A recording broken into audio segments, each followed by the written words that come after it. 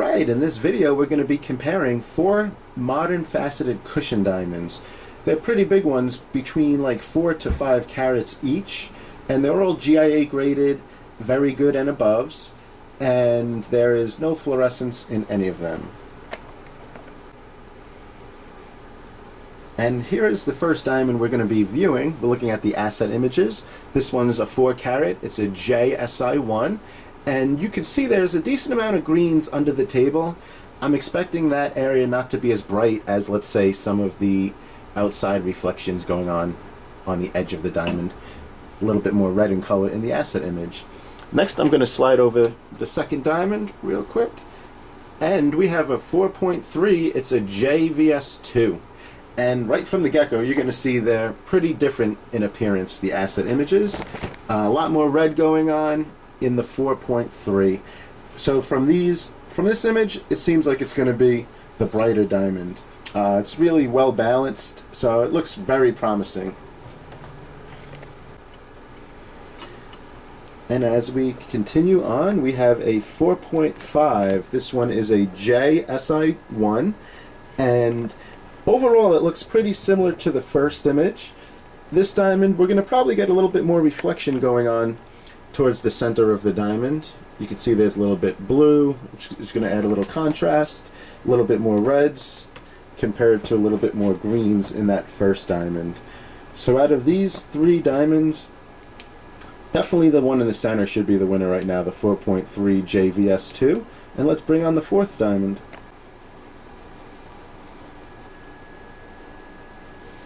Alright, here we go. This one is a 5 carat JVS2, and there's a lot of red going on underneath. That's all light return compared to light leakage. And out of these 2 diamonds, I would say the one on the right should be the winner. The more red in the asset image, the more intense and powerful the light return. That's usually how it works from the head-on view. And let me just zoom out a little bit. And here you can see all 4 diamonds. So, you know, the number 2 and number 4 really look promising. Number 1 and 3, you know, probably not so much. We're going to take a closer look at them. Let's look at the actual real diamonds now. Alright, so here's the first diamond. This is that 4 carat JSI1. Had a decent amount of greens in the asset image, as you can see. And, you know, I would say it's basically that crushed ice look. Some people desire that. This specific customer wanted to avoid that, so let's continue on.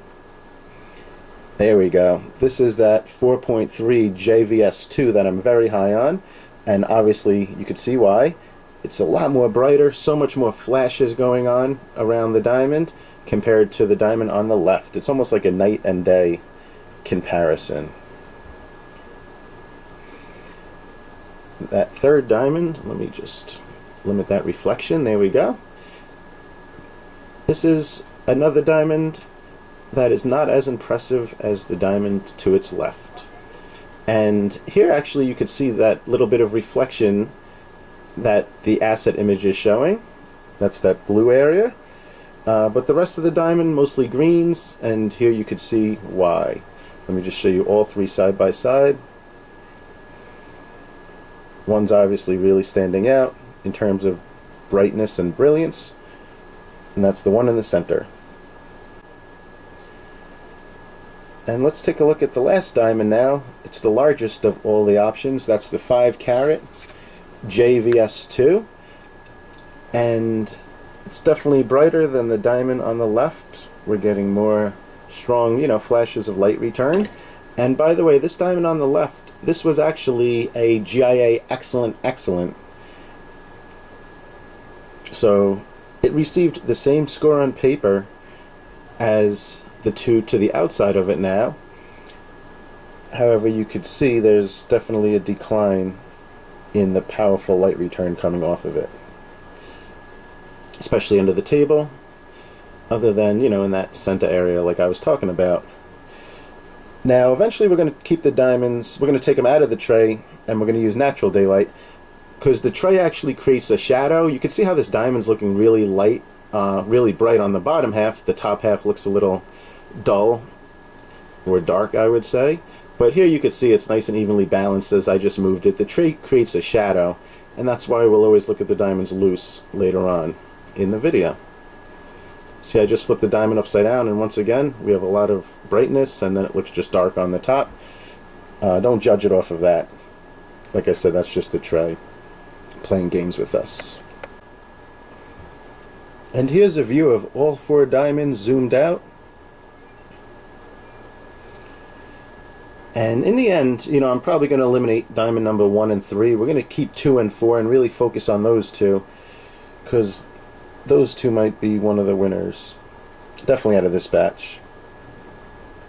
I really am looking forward to seeing them in natural daylight, which we will do later on in the video. But before we do that, we're going to take a look at the diamonds in a few different other types of lighting environments. This one is LED light. It really brings out the sparkle in the diamonds and takes away the white light return. That's why the diamond's looking pretty dark. You can see the colorful sparkle though. So here is the second diamond, and you can see the flash of light is just much more powerful. That's what's going to really pick up and catch people's eyes. Even from a distance, that flash definitely turns heads compared to the diamond on the left. And as we expected, it's still totally outperforming the competition right now. And then let's go here, and the diamond on the right now, the fourth diamond, has some good powerful flash of light. This diamond has it in those few areas I was telling you about. This one's a little bit more across the board.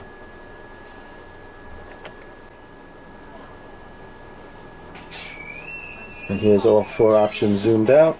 We're really getting nothing really out of that diamond on the left.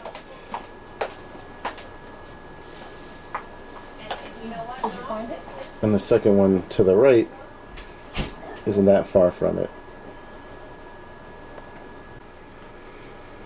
Alright, now we're looking at the diamonds using artificial sunlight or intense spotlighting. And here's diamond number 1, diamond number 2. Once again, like night and day. It's pretty obvious. Here's diamond number 3, also that GIA excellent, excellent.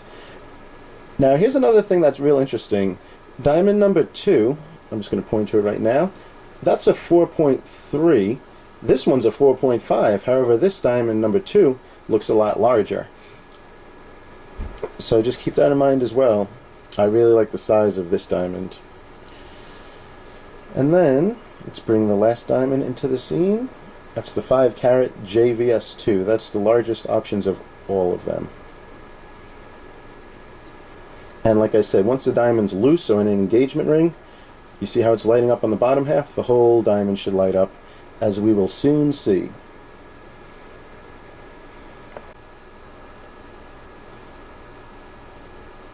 And here are all the options side by side, zoomed out a little bit.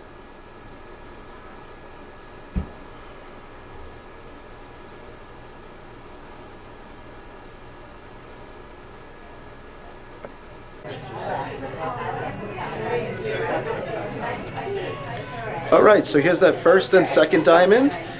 The first one, that's the 4-carat J, and the second one's the 4.3. And, you know, this is, now we're getting to the point where we could probably just start eliminating the duds and just keep the 2 that could be the contenders. So I'm just going to pull this diamond out. It's obvious why I'm doing that. Along with the other one, that was the 4.5. We're not going to view that one anymore either. Let me pull the 2 good ones in to the scene.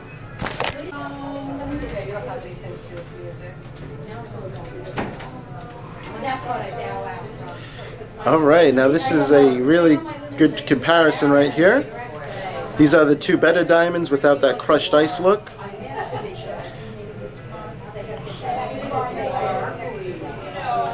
And from here, it really comes down to personal preference. You know, one has a slight size advantage. The other one might have a slightly better cut quality. But beauty is also in the eyes of the beholder, so I'm going to leave that to you guys.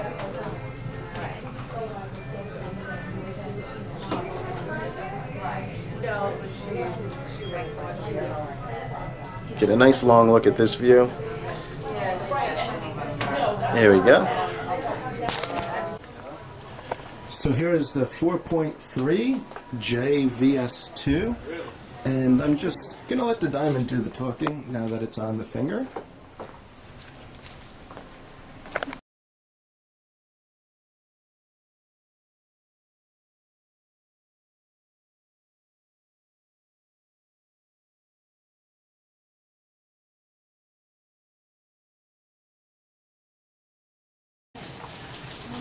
And this is the 5-carat JVS2.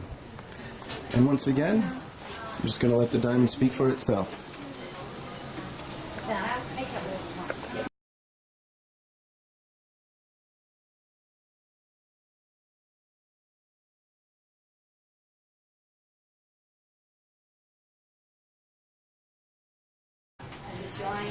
And in this final view, we have both diamonds side by side once again.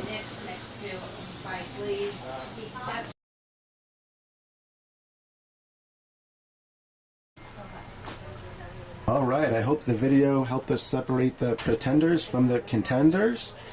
And thanks for watching. Have a great day.